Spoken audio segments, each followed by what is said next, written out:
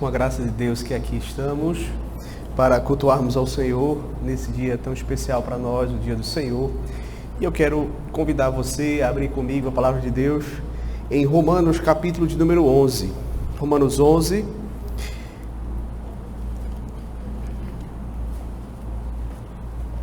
Versículos de 11 a 24.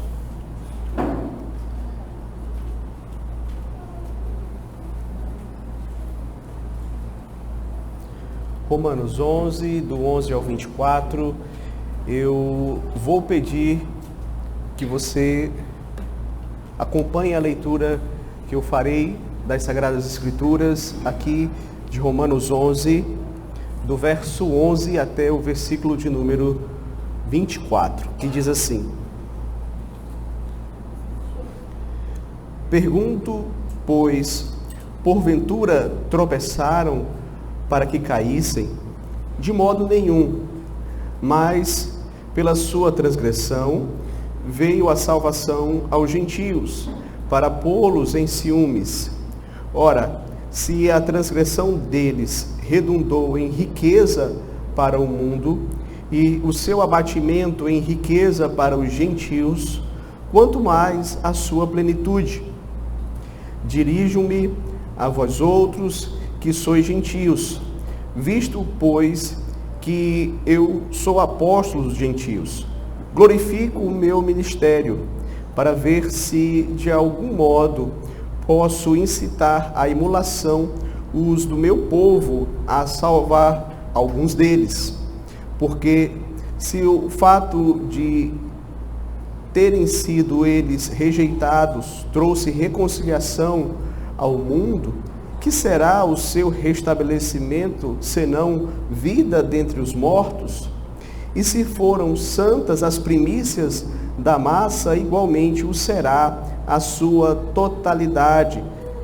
Se for santa a raiz, também os ramos o serão. Se, porém, alguns dos ramos foram quebrados, e tu, sendo oliveira brava, foste enxertado em meio deles, e te tornaste participante da raiz e da seiva da oliveira, não te glories contra os ramos, porém, se te gloriares, sabe que não és tu que sustentas a raiz, mas a raiz a ti. Dirás, pois, alguns ramos foram quebrados para que eu fosse enxertado. Bem, pela sua incredulidade foram quebrados. Tu, porém, mediante a fé, estás firme. Não te ensoberbeças, mas teme. Porque se Deus não poupou os ramos naturais, também não te poupará. Considerai, pois, a bondade e a severidade de Deus para com os que caíram. Severidade, mas para contigo a bondade de Deus, e nela permanecestes. Doutra sorte, também tu serás cortado. Eles também, se não permanecerem na incredulidade, serão enxertados, pois Deus é poderoso para os enxertar de novo. Pois se foste cortado daqui por natureza, era oliveira brava, e contra a natureza enxertado em boa oliveira, quanto mais não serão enxertados na sua própria oliveira aqueles que são ramos naturais. Até aqui, queridos, a leitura da palavra de Deus. Nós vamos orar ao Senhor nesse momento. Oremos. Senhor Deus, graças te damos pela tua palavra que acabamos de ler. Rogamos que o teu Santo Espírito, nesta hora, possa iluminar os nossos corações, as nossas mentes, para que possamos compreender de forma correta esta porção que acabamos de ler. O Senhor foi quem inspirou os autores a escreverem a tua palavra. O Senhor também é aquele que nos capacita e nos ilumina para que possamos compreendê-la. E é por isso, Senhor, que aqui estamos suplicando o teu favor, pois sabemos que sem ti nada podemos fazer. e que dependemos do Senhor para compreendermos a Tua verdade nesta noite. Abençoa-nos, é o que pedimos no nome do Senhor Jesus Cristo. Amém. Amém. Queridos, nós estamos aos domingos estudando a carta do apóstolo Paulo aos Romanos. E como nós tivemos a oportunidade de ver nas últimas mensagens, o apóstolo Paulo aqui no capítulo de número 11, ele vai tratar de uma forma bem específica a respeito do futuro de Israel dentro do plano de Deus, dentro do plano da redenção. Muito embora nós vamos perceber que ele vai sim mencionar em alguns momentos os gentios, a situação deles. Entretanto, a ênfase do capítulo é a respeito daquilo que irá acontecer com Israel. Ok? Então, Paulo já havia dito que Deus rejeitou a nação de Israel apenas em parte. Isso nós vimos na semana passada. Porque, como mesmo Paulo vai dizer, dentro da nação de Israel sempre houve o remanescente fiel. Então essa rejeição ela foi em parte. E o próprio apóstolo Paulo, ele diz assim, eu sou um exemplo de que essa rejeição ela não foi total, ela foi em parte, porque eu sou judeu. Na igreja cristã ali do primeiro século também haviam judeus, poucos, mas haviam judeus. E Paulo faz questão de mencionar que sempre houve um remanescente fiel. Ele cita o exemplo daqueles 7.000 que Deus reservou para si e que não se prostraram perante Baal, lá no Antigo Testamento. Então Paulo ele vai aqui, queridos, deixar claro que Deus escolheu, desde toda a eternidade, um remanescente fiel. E esse remanescente, mesmo no período de grande apostasia, ele sempre existiu. Isso mostra que essa rejeição de Deus a Israel não foi total, foi parcial. Hoje, queridos, na continuação do capítulo, isso nós vimos do capítulo 11, do 1 ao 10. Hoje, do capítulo 11, do 11 ao 24, nós vamos ver a segunda parte do capítulo, onde nós vamos perceber que Paulo explica também que Deus não rejeitou a nação de Israel para sempre. Então, se nos 10 primeiros versos aqui do capítulo 11, ele disse que Deus não rejeitou Israel totalmente, mas parcialmente, agora ele irá ensinar aos seus leitores que Deus não rejeitou a nação de Israel para sempre, mas apenas por um período. E que ele haverá depois, passado esse período, salvar uma grande parte, um grande número de judeus. Um grande número de judeus se voltarão para o Messias, o Senhor Jesus Cristo. Com base nisso, eu gostaria então de meditar com os irmãos a respeito do seguinte tema: Deus é poderoso para restabelecer a nação de Israel. Esse é o tema que nós vamos observar nesse texto. Deus é poderoso para restabelecer a nação de Israel. O primeiro ponto que eu gostaria de destacar é que a queda e o restabelecimento dos judeus resultam em bênçãos para os gentios. Isso que você vai perceber Paulo trabalhando aqui no texto, que tanto a queda quanto o restabelecimento da nação de Israel, Deus usou nos seus planos de tal modo que redundasse em bênção para as outras nações. Observe que Paulo, ele vai começar aqui o versículo 11, fazendo uma pergunta, como ele tinha começado lá o versículo 1 do capítulo. Ele começa perguntando, né? Pergunto, pois, porventura tropeçaram para que caíssem? De modo nenhum. Aqui o apóstolo Paulo está se referindo ao tropeço dos judeus que ele já havia mencionado lá no capítulo 9, dos versos 30 a 33, quando diz que eles tropeçaram na pedra de tropeço, tropeçaram em Cristo. E como nós sabemos, queridos, eles não aceitaram uma mensagem do Evangelho que foi anunciada já no Antigo Testamento, de que a salvação é pela graça, mediante a fé em Cristo. Eles preferiram um outro caminho, que não foi o caminho da fé, que foi o caminho das obras, o caminho dos méritos. Eles realmente acreditaram e quiseram insistir neste caminho de que por suas próprias forças se tornariam justos diante de Deus. Agora, será que quando Israel tropeçou, esse tropeço foi final? Será que Israel, porque tropeçou, ele então foi excluído dos planos de Deus para sempre? Veja que Paulo ele vai responder de uma forma extremamente enfática, como ele tem respondido aqui essas perguntas retóricas. De modo nenhum. Deus não rejeitou para sempre Israel, de modo nenhum.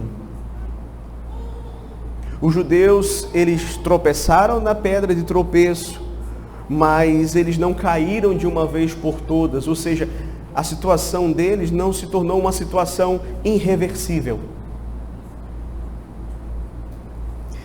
O fato de que uma parte dos judeus não creram no Senhor Jesus Cristo, isso não significa que Deus desistiu para sempre da nação de Israel. Ainda haverá um tempo em que Israel retornará para Deus e vai voltar-se para o Messias. E a respeito disso, Paulo vai falar no decorrer desse capítulo, até o versículo 32. Então Paulo começa aqui, meus queridos, explicando por que ocorreu esse tropeço dos judeus. Veja que ele vai dizer aqui no versículo de número 11. Mas, veja só, mas pela sua transgressão veio a salvação aos gentios. Então, Paulo está explicando, queridos, que por causa desse tropeço dos judeus, isso faz parte, sim, de um plano maior de Deus, que era justamente introduzir os gentios, ou seja, os povos das outras nações, na aliança. Em outras palavras, por causa da transgressão dos judeus, em terem rejeitado o Messias, a salvação então passou aos gentios. E tudo ocorreu, queridos, com os judeus dentro deste plano de Deus, para levar o Evangelho às outras nações. Logo, o que o apóstolo Paulo coloca aqui diante de nós é que esse tropeço dos judeus foi algo que Deus usou para promover a salvação entre os gentios. Então, isso precisa estar bem claro em nossas mentes. Eles tropeçaram por incredulidade deles, mas isso não foge dos planos de Deus. Na sua soberania, Deus conduz todas as coisas a tal ponto, de tal modo, que até o tropeço deles contribuiu para os planos de Deus, para que, de fato, o Evangelho chegasse às demais nações. Okay? Então isso é importante termos em mente. E Paulo ainda diz assim, para pô-los em ciúmes. Ou seja, a rejeição dos judeus ao Evangelho fez com que o Evangelho fosse, então, passado às outras nações, ok? De modo que, uma vez que os judeus começaram a ver os efeitos do Evangelho na vida daqueles gentios, daquelas nações pagãs, eles sentissem ciúmes e que, então, eles começassem a reconsiderar o posicionamento deles a respeito desse Evangelho. É o que o Paulo está mostrando aqui. ao verem as bênçãos de Deus sobre os gentios, os judeus, eles iriam voltar atrás e reconsiderar e dizer, não, peraí, nós que somos judeus, perdemos essa bênção? Não, nós queremos sim ela para nós. Isso seria uma forma de trazê-los de volta dentro desse plano de Deus para a nossa salvação e para a salvação de todas as nações. Verso 12, Paulo diz assim: ora, se a transgressão deles redundou em riqueza para o mundo, e o seu abatimento em riqueza para os gentios, quanto mais a sua plenitude. Veja, o argumento que o apóstolo Paulo traz aqui é fortíssimo. Ele vai dizer, se o tropeço dos judeus foi um instrumento de bênção para as nações, uma bênção ainda maior virá quando for chegada a plenitude dos judeus, ou seja, quando eles retornarem para Deus através de Cristo Jesus. E aqui ele usa essa expressão, a plenitude dos judeus. Está falando de um período em que uma grande quantidade, um grande número de judeus vão crer no Evangelho. Veja, nós ainda não estamos vivendo nesse período, mas nós ainda vamos ver isso acontecer. Talvez não na nossa geração, talvez na próxima ou na outra, não sabemos. Mas isso já está nos planos de Deus para o futuro da nação de Israel. Então, queridos, a respeito disso, Paulo vai explicar melhor a partir do verso 25. Mas nós já podemos então adiantar aqui que Paulo antevê um dia em que os judeus, em um grande número, se voltarão para o Messias, se voltarão para Cristo e o receberão como Senhor e Salvador das suas vidas. E a esse evento, Paulo chama aqui de plenitude dos judeus. O segundo ponto que eu gostaria de tratar é que a salvação dos gentios trouxe ciúme aos judeus. Veja que o apóstolo Paulo, ele vai então tratar disso a partir do verso 13. Ele havia introduzido no verso anterior, agora ele vai falar um pouco mais. Veja que ele diz assim, verso 13: dirijo-me a vós outros que sois gentios, visto, pois, que eu sou apóstolo dos gentios, glorifico o meu ministério. Então, embora Paulo fosse um judeu, ele tinha sido chamado para ser apóstolo dos gentios. Paulo faz questão de ressaltar esse ponto para que os gentios não pensassem que por ele dar tanta atenção aqui aos judeus, isso de algum modo estivesse significando que ele estava negligenciando o seu ministério com relação aos gentios. Mas não era isso. Paulo faz questão de dizer aqui, não tirem conclusões precipitadas, porque de fato eu sou apóstolo dos gentios e eu glorifico o meu ministério. Ou seja, a ideia de glorificar aqui é eu me orgulho do meu ministério. Eu me orgulho de ser apóstolo aos gentios. Então, a ideia aqui é justamente essa. Paulo pregava com todo empenho, com todo entusiasmo, a salvação para os gentios. E ele ainda aguardava que ao fazer isso e ao ver os gentios sendo convertidos ao Evangelho, alguns judeus pudessem então ser despertados, vamos dizer assim, para também buscarem essa bênção. Tanto que ele vai dizer no verso 14, veja só, para ver se de algum modo posso incitar à emulação os do meu povo e salvar alguns deles. Então, Paulo, ele, ao pregar aos gentios, ele também não deixava de se preocupar com os judeus. Paulo também almejava ver a conversão dos seus compatriotas. E o apóstolo aqui ensina que ele tinha essa expectativa, que na medida em que ele fosse pregando o evangelho, que mais gentios pudessem crer em Jesus e tornassem parte da igreja de Cristo, desfrutassem das bênçãos da aliança, judeus fossem incitados, não é, a desejarem também isso para a vida deles. A ideia aqui que traz a palavra emulação é de suscitar ciúmes nos judeus para que eles também buscassem a salvação. Então essa era a perspectiva que tinha o apóstolo Paulo. E se você observar o verso 12, ele já tinha dito assim: ora, se a transgressão deles redundou em riqueza para o mundo e o seu abatimento em riqueza para os gentios, quanto mais a sua plenitude. Aí no verso 15 ele diz: porque se o fato de terem sido eles rejeitados trouxe reconciliação ao mundo, que será o seu restabelecimento, senão vida dentre os mortos?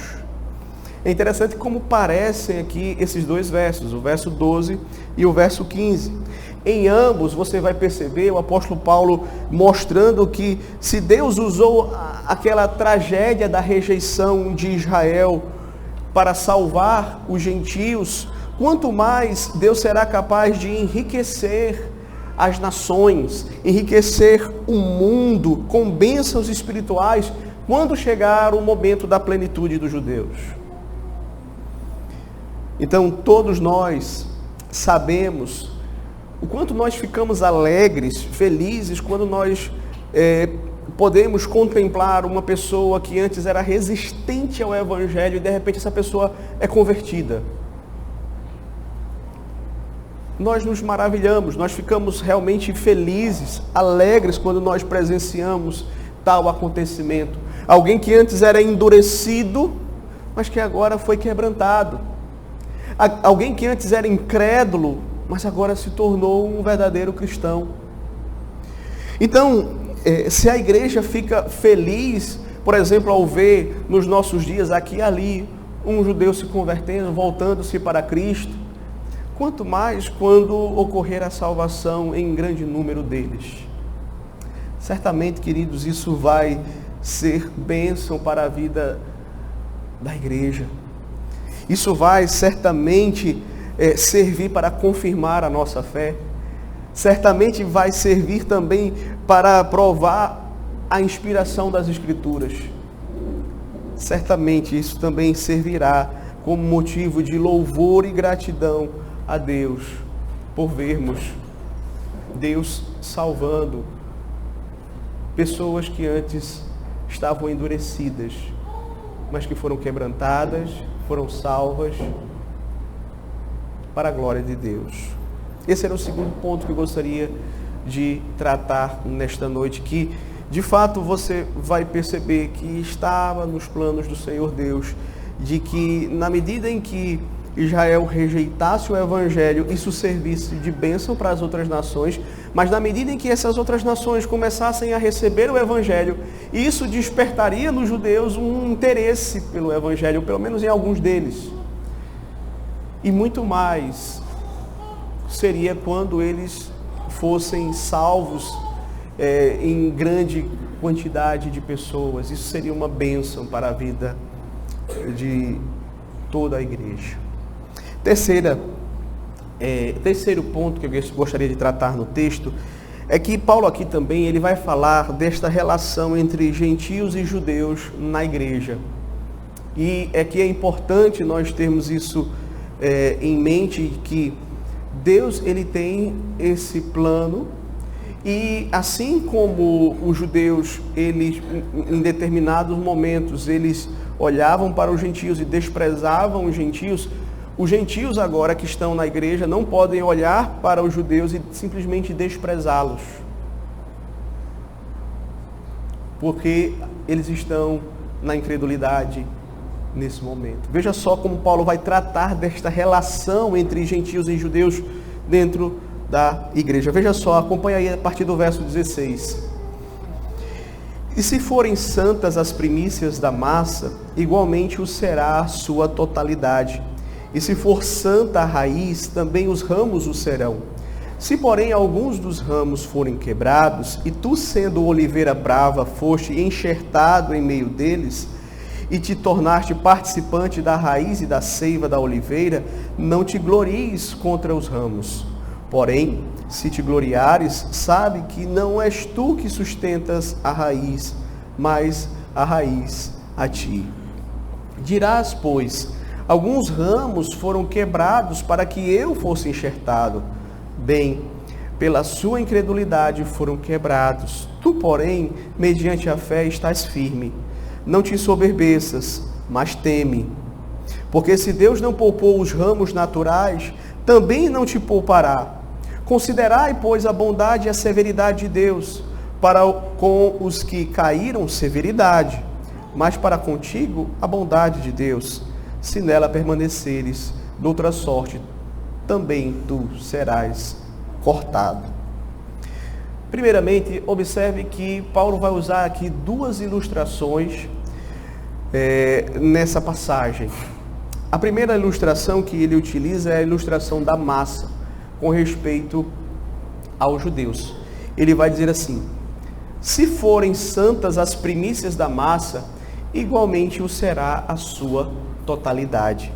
Ou seja, lá no Antigo Testamento, era uma orientação do Senhor, o oferecimento de ofertas de massa. Os israelitas, eles tinham isso bem fixado na mente. Eles pegavam uma parte da massa, faziam um bolo e ofereciam como oferta ao Senhor. E a ideia aqui é que essa porção da massa que era oferecida em sacrifício a Deus era santo, e isso também fazia com que o restante da massa se tornasse santa. Ok? Então, essa é a primeira ilustração. A segunda ilustração que Paulo vai utilizar concernente a Israel é a ilustração da raiz e dos ramos.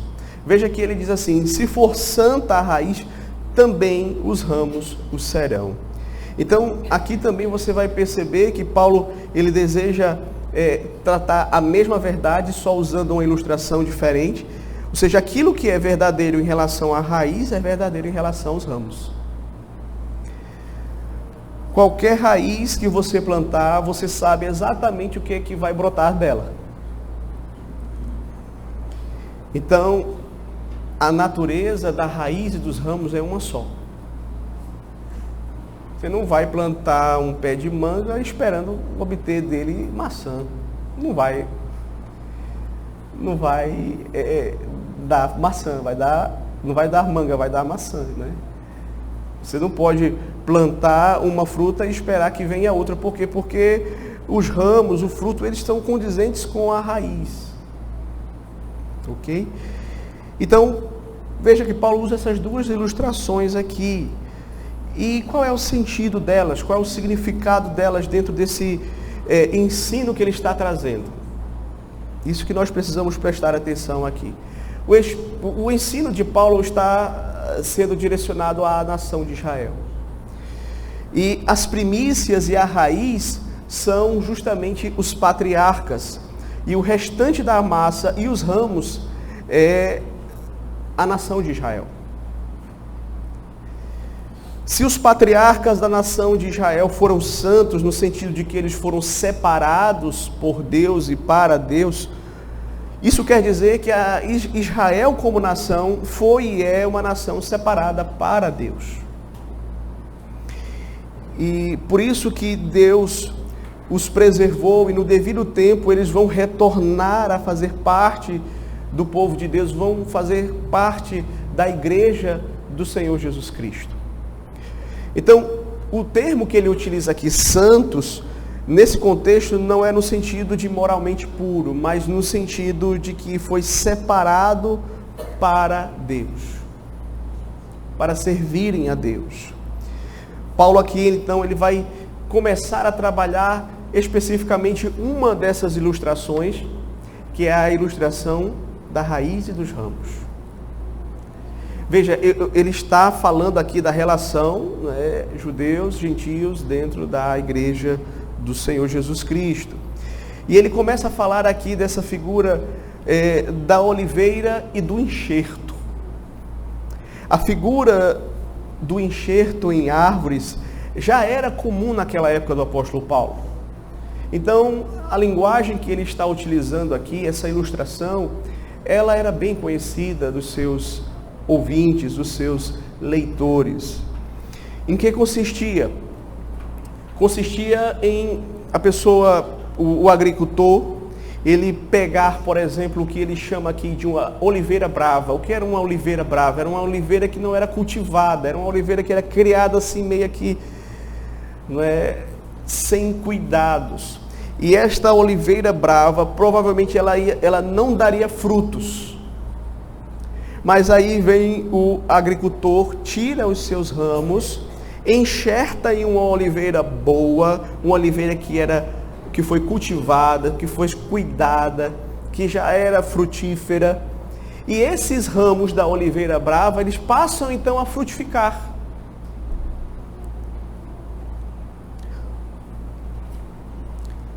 Aqueles ramos da oliveira brava, enxertados numa oliveira boa, por causa da seiva, por causa do contato, elas passam então a produzir frutos que antes elas não produziam.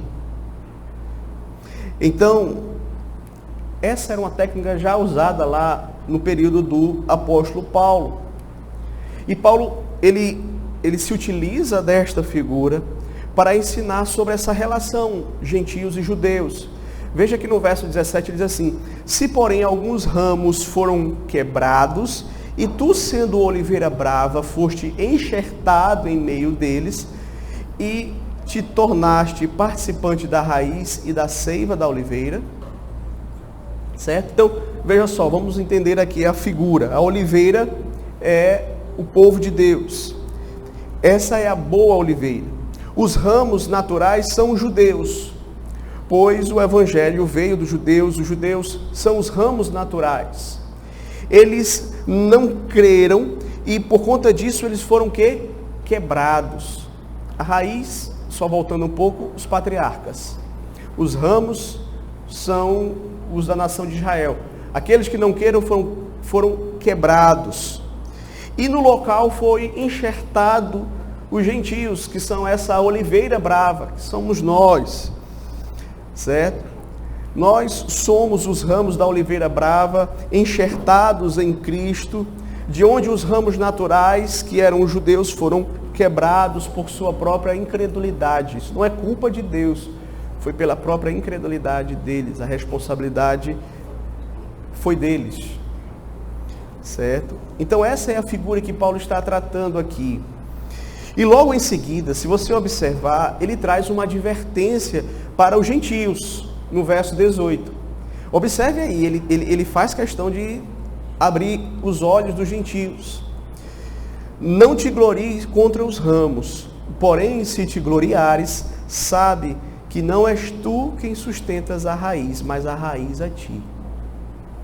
Então Paulo traz uma advertência àqueles irmãos ali da igreja de Roma, aos irmãos gentios, que eles não deveriam se gloriar contra os ramos, contra os judeus, os ramos naturais, como ele mesmo coloca aqui. E o que Paulo está fazendo é corrigindo aquela atitude que já estava, tudo indica que já estava brotando ali entre os gentios, que era justamente de menosprezarem os judeus, de olharem para os judeus com uma certa atitude de superioridade. Eles olhavam para os judeus e veja, eles desprezavam nós que não somos judeus, que não viemos de uma descendência santa. Nós ouvimos o evangelho e cremos, e eles que tiveram todos esses privilégios não creram. Quando o Messias veio, eles não creram. Então, eles começavam a ter essa atitude de se sentirem superiores aos judeus. E aí Paulo vai começar a cortar essa atitude, dizendo, veja, cuidado, não haja de maneira soberba com respeito a essa questão. E por que os gentios não poderiam se ensoberbecer? Veja que ele diz assim, verso 18 ainda, se te gloriares, sabe que não és tu quem sustenta a raiz, mas a raiz a ti. Então, a primeira razão é porque não é o galho que vai sustentar a raiz, é a raiz quem sustenta o galho. E as raízes da igreja são os patriarcas, que eram judeus. Abraão, Isaque, Jacó. Então, Paulo está ensinando que a igreja de Cristo é uma árvore. Só tanto na antiga dispensação como na nova dispensação é uma única árvore. Deus não tem dois povos. É um só povo. E por isso os judeus não deveriam se soberbecer, porque na raiz estavam os patriarcas, nem os gentios deveriam se soberbecer, porque de fato na raiz estavam os patriarcas também. Então não é à toa que nós somos chamados de filhos de Abraão no Novo Testamento, descendência de Abraão. Justamente, queridos, porque a salvação veio dos judeus. Aos judeus haviam sido confiados os oráculos de Deus. E os gentios tinham que ser gratos, pois eles tinham sido beneficiados pelos judeus, porque foi através dos judeus que o evangelho chegou até eles. E Paulo então prossegue advertindo os gentios a não se gloriarem diante de Israel, porque se eles estavam em pé na presença de Deus, não é porque eles eram melhores do que os judeus. Não é porque de algum modo eles se sobressaíam em relação aos judeus. Não. Veja o verso 19 a 20. Dirás, pois, alguns ramos foram quebrados para que eu fosse enxertado. Bem, pela incredulidade foram quebrados, pela sua incredulidade foram quebrados. Tu, porém, mediante a fé, estás firmes. Não te ensoberbeças, mas teme. Então, os gentios, eles poderiam pensar que porque os judeus foram cortados, para que eles fossem então enxertados, isso indicava que haveria alguma superioridade deles em relação aos judeus. E Paulo vai dizer aqui, vocês podem até dizer, eles foram quebrados para que nós fôssemos enxertados. Tudo bem, isso é verdade, mas não esqueça que eles foram cortados pela incredulidade deles, e vocês só estão firmes em pé na presença de Deus mediante a fé. Não é por causa de nenhum mérito de vocês, não. É somente pela fé, que é um dom de Deus. Ou seja, não há lugar para ensoberbecer, para se orgulhar. Por isso, não há espaço para soberba, mas para uma atitude de temor diante de Deus. Pois se eles começassem a se ensoberbecer, eles cairiam do mesmo jeito, no mesmo erro que os judeus caíram, de pensar que a salvação era por méritos. E Paulo então quer evitar que isso aconteça. A pessoa que pensa que é salva pelos seus méritos está enganada. E o antídoto para isso, Paulo vai dizer aqui, tema, abra o olho, fique atento, tenha temor de Deus no seu coração. Se você acha que você é salvo porque você é melhor do que os outros, tema. Em seguida, Paulo apresenta um argumento para fechar a questão. Ele diz, verso 21, porque se Deus não poupou os ramos naturais, também não te poupará. Veja que Paulo apresenta aqui um argumento fortíssimo e lógico. Paulo afirma: se Deus não hesitou em cortar os ramos naturais, se você seguir o mesmo caminho que Israel seguiu, você vai ser cortado também. E você vai ser cortado até mais facilmente, porque você veio da oliveira brava.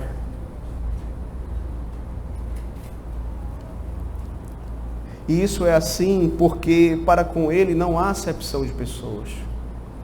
Ou seja, seja você um judeu, seja você um gentio, se você confiar nas suas obras, nos seus méritos, para a sua salvação, você vai ser cortado do mesmo jeito. Então, é importante nós entendermos aqui este ponto, porque se eu chego para você e digo assim: olha, se você abandonar a Cristo, você vai para o inferno. Eu estou dizendo uma verdade ou não?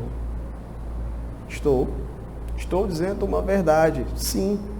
E é isso que a Bíblia faz em várias passagens. Ela se volta até para aqueles que estão na igreja e diz: se vocês abandonarem a Cristo, vocês estão perdidos. Se vocês apostatarem, se vocês forem incrédulos, Deus vai arrancar vocês. E ela está dizendo a verdade. É isso que a Bíblia faz. Ela não está entrando na questão de se você é um eleito ou não. Ela está trabalhando com essa máxima. Por quê? Porque todas as pessoas que deixarem a Cristo, que apostatarem a fé, elas serão cortadas. E isso significa que elas não são eleitas, com certeza. Só que você não vai ver passagens, em todas as passagens em que a palavra de Deus adverte, você dizendo assim: olha, não abandone a Cristo, porque senão você vai para o inferno. Mas os eleitos não vão fazer isso. Você não vai ver necessariamente trazendo esse tipo de informação adicional. O que é que você vai ver? Você vai ver outros textos que provam que o eleito não vai fazer isso. E aí, como é que nós interpretamos as Escrituras? Nós pegamos o ensino geral delas. E um texto vai ser interpretado à luz do outro. Os mais obscuros sendo interpretados à luz dos mais claros. E assim nós vamos compreendendo a verdade de uma forma mais abrangente. Então, ninguém pense aqui que Paulo está falando que alguém perde a salvação. Não. Mas se a pessoa está na igreja, não necessariamente quer dizer que ela seja salva. E ela apostata da fé, ela vai para o inferno. Essa é a advertência da palavra de Deus. Muito embora ela também diga que os eleitos não vão fazer isso. Certo? Em seguida, Paulo dá uma recomendação para os gentios, verso 22. Considerai, pois, a bondade e a severidade de Deus. Para com os que caíram, severidade, mas para contigo a bondade de Deus. Se nela permaneceres, de outra sorte também tu serás cortado. Então, a recomendação que Paulo tem para os gentios crentes da igreja de Roma é que eles considerassem esses dois aspectos do caráter de Deus, tanto a sua bondade quanto a sua severidade. É como se Paulo estivesse dizendo assim àqueles irmãos: considere a bondade de Deus que chamou você, que enxertou você contra a natureza, você que antes era oliveira brava, e agora você foi enxertado na boa oliveira. Isso é bondade de Deus para com a sua vida. Então não se glorie, não se soberbeça, não se orgulhe. Antes, tema. Por outro lado, também considere a severidade de Deus. Veja, Deus não poupou nem mesmo os ramos naturais. Se Ele não poupou os ramos naturais, e mesmo Israel sendo o povo da promessa, mas eles foram cortados pela incredulidade dele, você também vai ser cortado. Se Deus não hesitou em cortar os ramos naturais, se você seguir o mesmo caminho de Israel, será cortado também. Por isso, fique firme.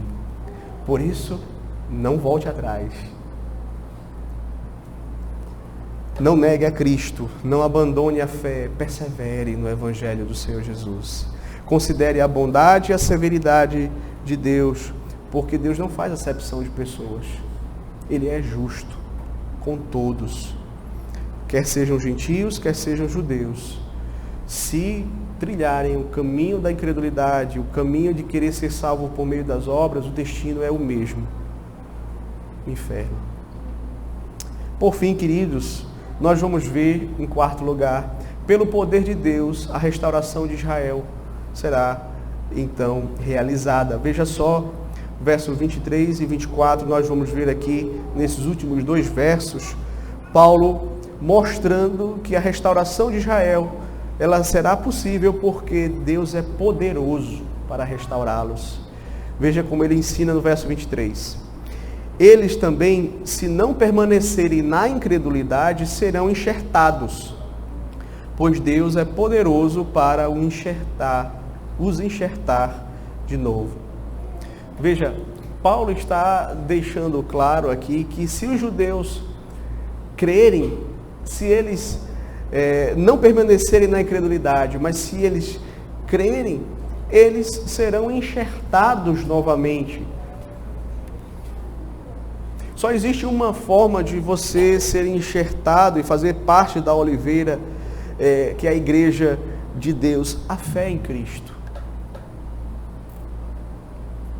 Então, se os judeus saírem da sua incredulidade e crerem no Senhor Jesus Cristo, eles serão enxertados. Haverá judeus que farão parte da igreja, que serão salvos. Então, veja só, Paulo faz questão de tratar aqui desse princípio. Esse é o princípio que Deus usa para salvar o pecador, tanto no Velho quanto no Novo Testamento, a fé. Mas Paulo diz, se referindo aos judeus, que ia enxertá-los novamente na oliveira. Porque Deus é quem vai fazer esse processo. Deus, ele é poderoso para enxertar novamente israelitas na sua oliveira. Isso que, humanamente falando, seria impossível. É impossível para nós, igreja, convertermos um judeu. É impossível para o próprio judeu se converter a si mesmo. Mas aquilo que é impossível aos homens é possível para Deus. Deus pode enxertá-los na oliveira novamente. A ênfase do apóstolo aqui é no poder de Deus. Ele diz assim: pois Deus é poderoso para enxertá-los de novo. É uma obra de Deus. Veja, queridos, que Paulo está aqui lidando com uma situação dos seus dias, que também nos nossos dias nós vivemos a mesma situação, que é esse período de rejeição de Israel ao Evangelho. E veja, é difícil você ver hoje judeus de fato se convertendo. Aqui e ali ocorre, sim, porque como na época do apóstolo Paulo, ele e outras pessoas que também eram judeus se convertiam. Mas também nos nossos dias, meus queridos, nós vivemos nesse período em que nós vamos perceber que é difícil ver a conversão de judeus. Mas Paulo diz assim, isso que para nós é algo tão difícil de ver, pessoas tão fixadas assim na sua incredulidade, tão estabelecidas nessa incredulidade, mas para Deus não vai ser impossível coisa nenhuma, porque Deus vai converter muitos deles. Deus vai enxertá-los novamente na oliveira. Porque Ele é poderoso para fazer isso.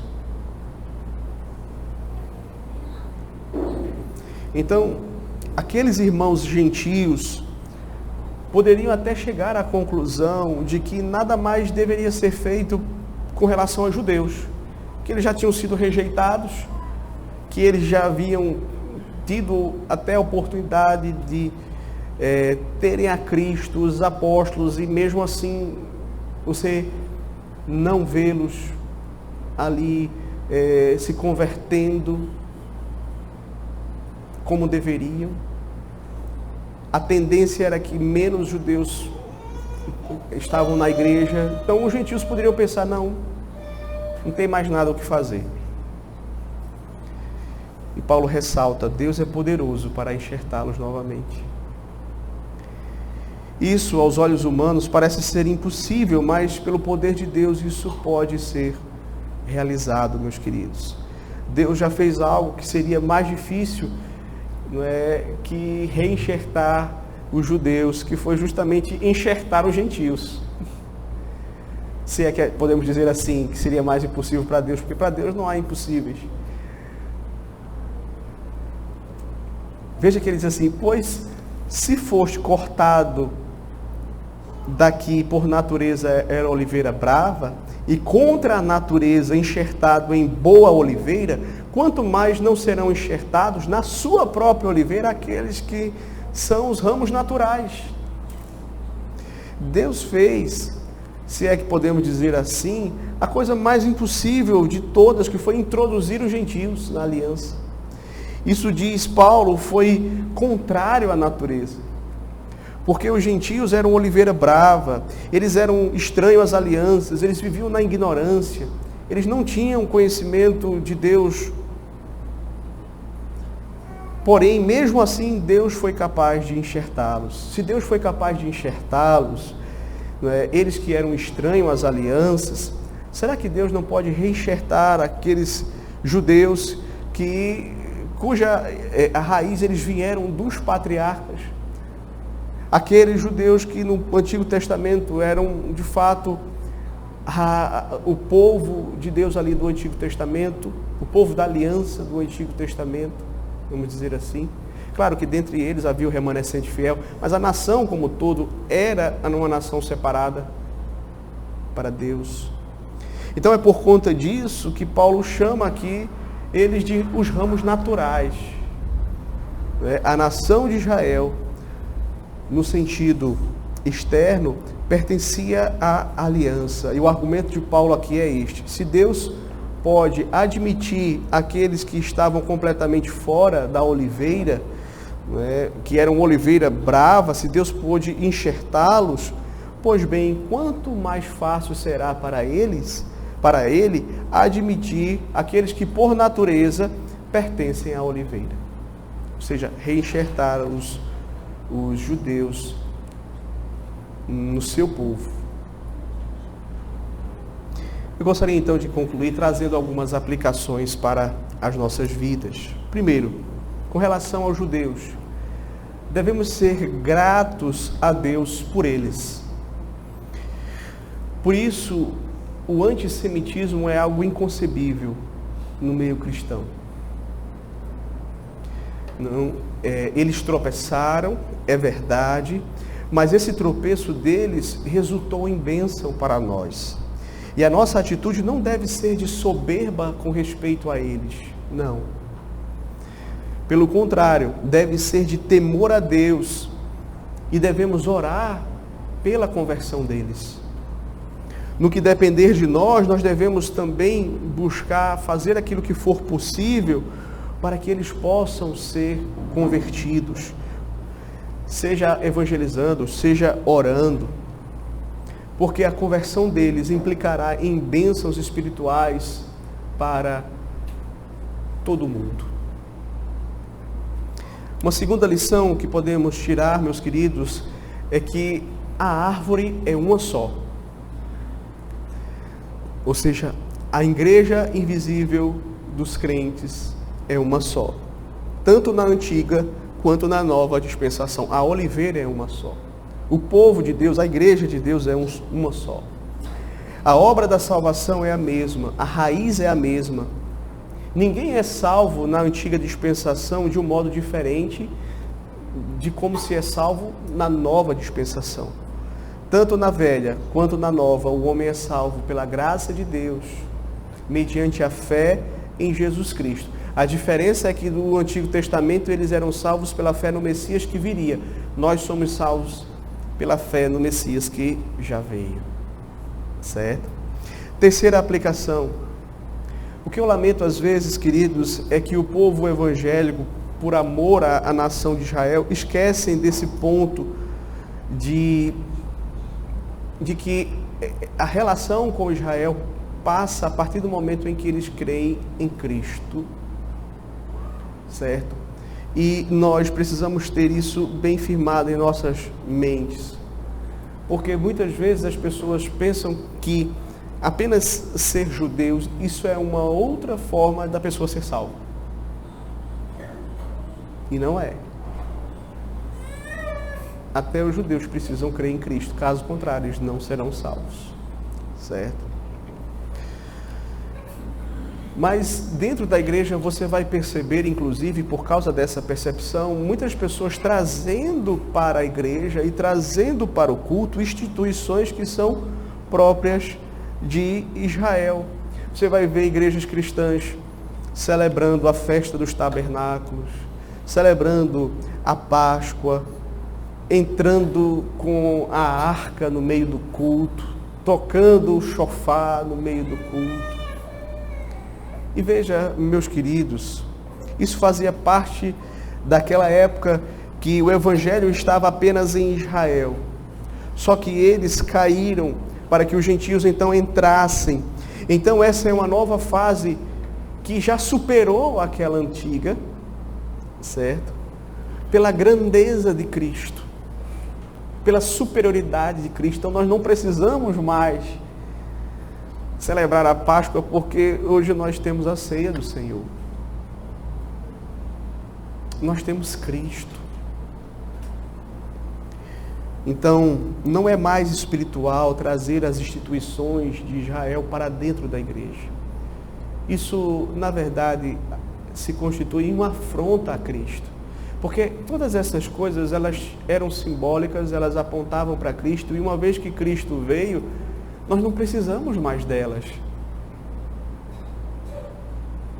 Certo? É como uma moça que é noiva com um rapaz e ele mora em um outro local e ela tem aqui a foto dele, e enquanto ela está distante, ela fica aqui olhando para a foto e beija a foto e olha e reolha. E no dia que ela casa, então ela já tem o noivo. É como se ela dissesse assim: não, eu não quero o noivo, eu quero a foto, eu quero continuar com a foto. Nós já temos Cristo, nós não precisamos daquilo que apontava para Cristo. Aquilo foi para aquele momento da história da redenção. Certo? Outra lição: a presunção espiritual é muito perigosa. Ninguém está seguro se não perseverar na graça e na fé. Veja, é muito perigoso quando alguém começa a se ensoberbecer espiritualmente, especialmente quando o crente começa a se tornar presunçoso com respeito às outras pessoas. Nada nos distingue das pessoas que estão no mundo, senão a graça e a misericórdia de Deus que foram manifestas a nosso favor. Mas veja, nós somos pecadores, farinhas do mesmo saco, somos caídos em Adão. Se não fosse Deus ter nos salvado, estaríamos no mundo, estaremos perdidos, estaremos fazendo exatamente aquilo que hoje nós abominamos. Então não há espaço para orgulho, para soberba, para essa atitude de altivez. Aquele que pensa estar de pé, olhe para que não caia. Então, fique atento, tema. Por fim, uma lição é que se as pessoas que estão endurecidas deixarem a sua incredulidade, elas vão ser salvas. Paulo falou isso aqui em relação àqueles da nação de Israel. Se eles deixarem a incredulidade deles, se eles crerem em Jesus, eles vão ser salvos. E a mesma coisa pode ser dito, não apenas dos judeus, mas também de qualquer um de nós. Qualquer uma pessoa, seja brasileiro, seja americano, argentino e por aí vai, nada impede a conversão de quem quer que seja. Nada impede o ingresso de quem quer que seja na igreja visível e invisível de Cristo. A única exigência para a salvação é o arrependimento dos pecados e a fé em Jesus Cristo. É isso que nós precisamos entender. Basta crer na obra redentora de Cristo e você será salvo. Que Deus nos abençoe. Se Deus assim nos permitir, continuaremos e veremos o desfecho desse capítulo e especialmente desse tema do futuro de Israel na nossa próxima mensagem. Que Deus nos abençoe. Amém.